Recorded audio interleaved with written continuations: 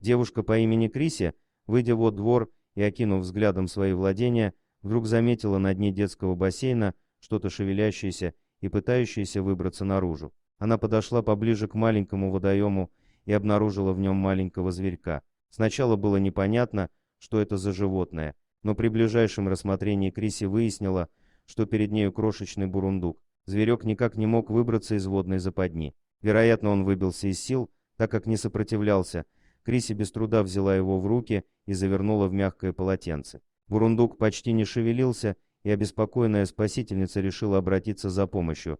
Она позвонила в местную службу защиты животных, чтобы спросить, как быть с найденышем, который получил кличку Чипи. Специалисты службы порекомендовали поместить бурундука в безопасное и теплое место-коробку, застеленную полотенцем. Также зоозащитники попросили Криси предоставить спасенному зверьку пищу и питье. Девушка поставила в коробку небольшую миску, наполненную водой. Также она предложила бурундуку корм для птиц, которые живут на ее участке. Другой подходящей еды не нашлось. Специалисты уверили Криси, что все будет в порядке. Они рассказали, что бурундук наверняка пребывает в состоянии шока, из которого вскоре начнет выходить. Так и произошло. Сначала Чипи практически не подавал признаков жизни, но потом он попытался встать и сильно задрожал. А чуть позже зверек смог перемещаться по коробке и добрался до емкости с водой, откуда сделал несколько глотков.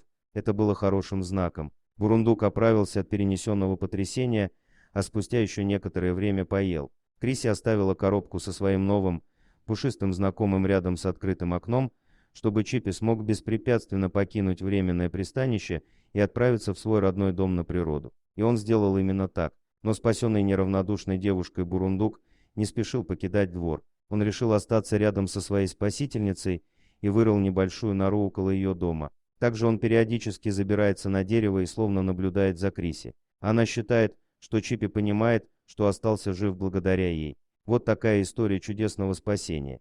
Дорогие друзья, если вам понравилось видео, поставьте лайк, а также подписывайтесь на канал, где найдете еще много интересного.